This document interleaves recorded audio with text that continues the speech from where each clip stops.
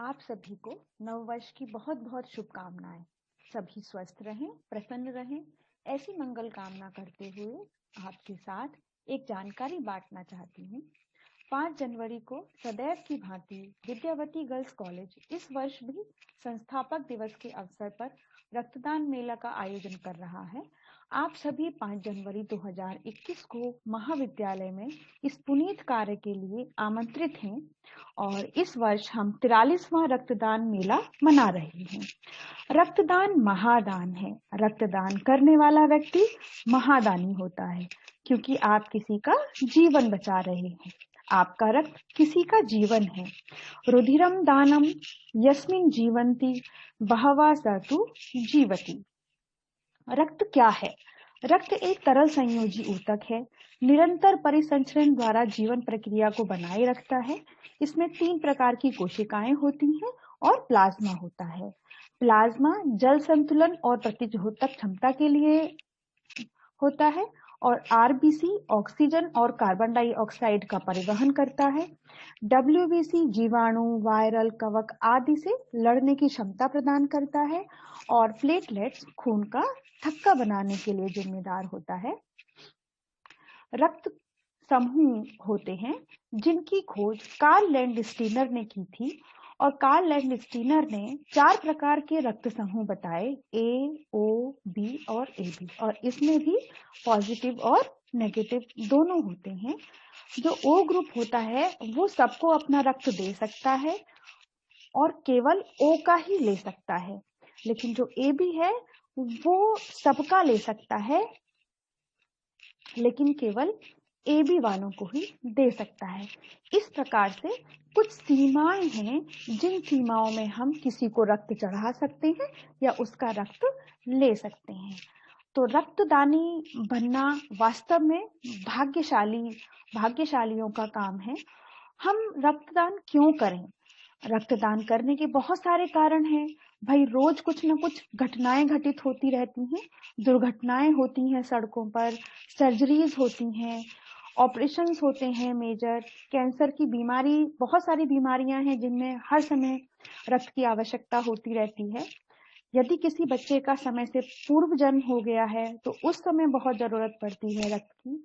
और थैलेसीमिया है, बहुत सारी रक्त संबंधी बीमारियां हैं जिनमें कि पूरे शरीर का रक्त बदला जाता है और वो भी 6 महीने के अंतर पर, 4 महीने के अंतर पर। तो ऐसे में रक्तदान करना बहुत जरूरी है, क्योंकि जब तक हम रक्तदान ही नहीं करेंगे तब तक रक्त बैंक भरेंगे कैसे?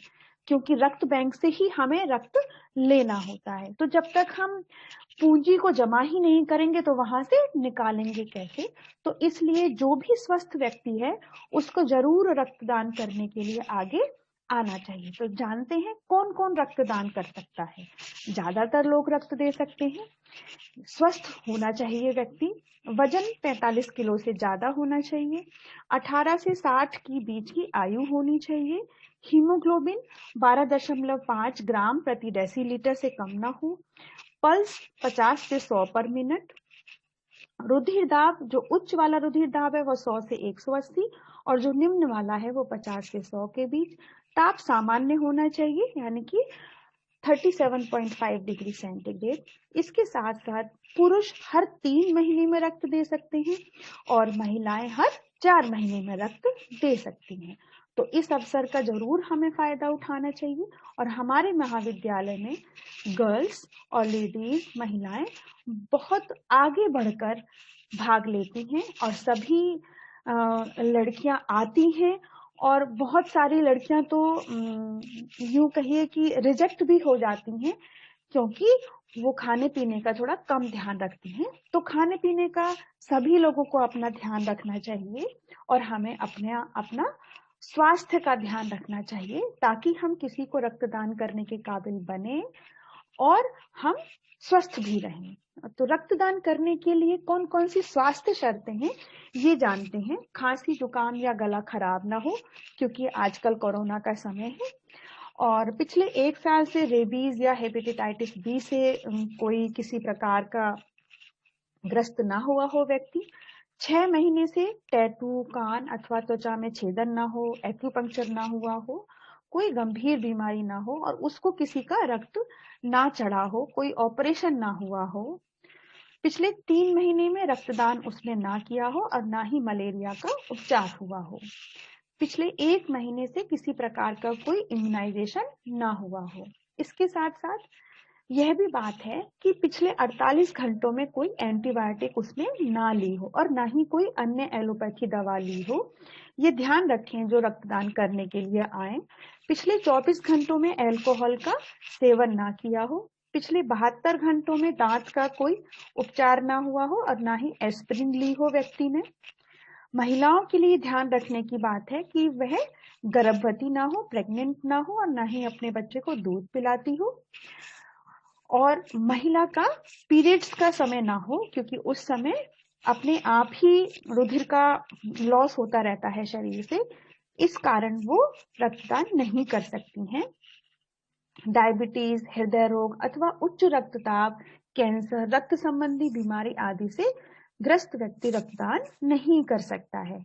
कभी टीबी, अस्थमा, लिवर, किडनी, दौरे पड़ने जैसी बीमारी ना रही हो। तो इन सारी चीजों के आधार पर हम अपने आप को आके जांचें और रक्तदान करने के लिए आगे आए। अब ये जो कोरोना का समय चल रहा है, क्या हम रक्तदान करने के लिए सुरक्षित हैं?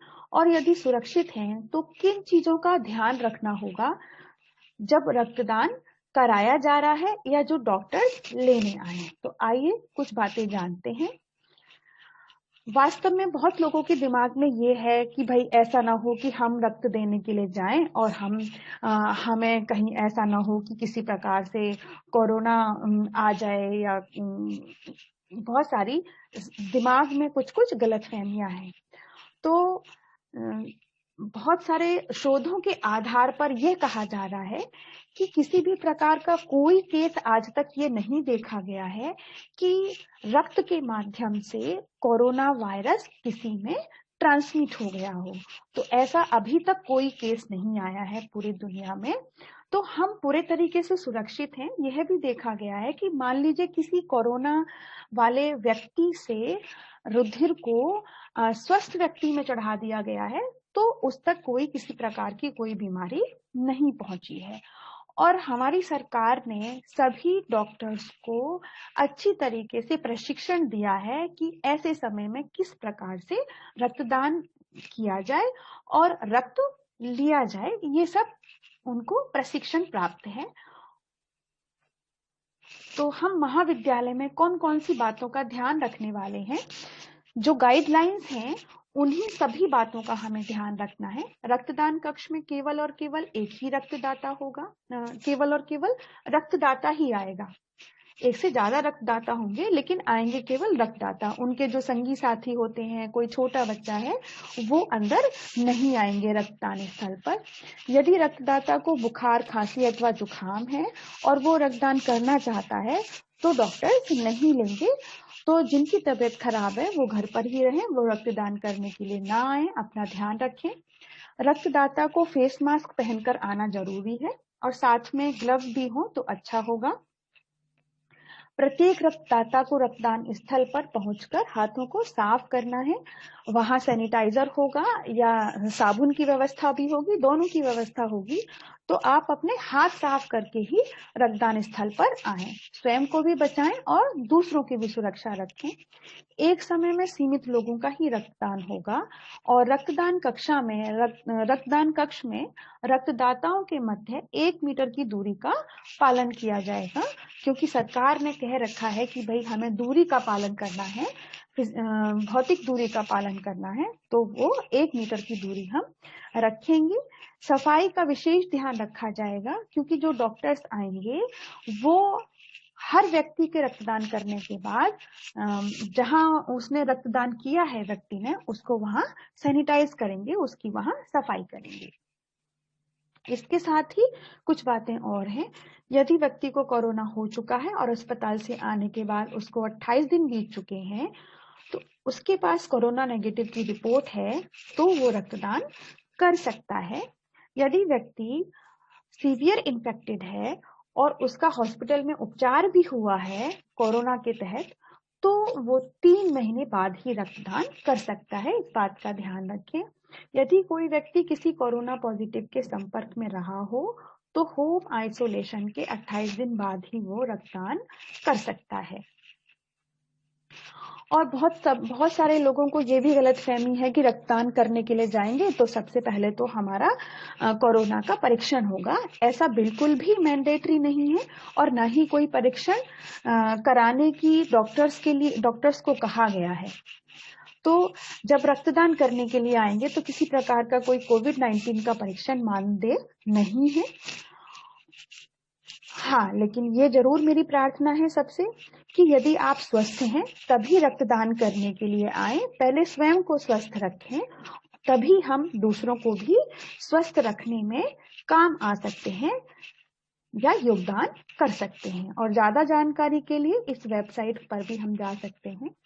आइए जानें रक्तदान की प्रक्रिया क्या होगी महाविद्यालय में। सबसे पहले आप महाविद्यालय आते हैं, वहां आकर के एक रजिस्ट्रेशन फॉर्म होता है जो कि अस्पताल द्वारा दिया जाता है, वो भरा जाना है। इसमें जो एनएसएस की स्वयं सेविकाएं हैं और अध्यापिकाएं हैं वो आपका पूरा योगदान करेंगी, आपके साथ सहयोग करेंगी।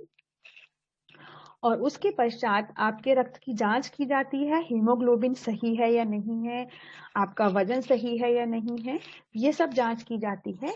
उसके बाद जो डॉक्टर्स हैं वो वहां परामर्श देते हैं, आपसे कुछ बातें पूछते हैं और वो आपसे बातें करते हैं कुछ उस सत्र में।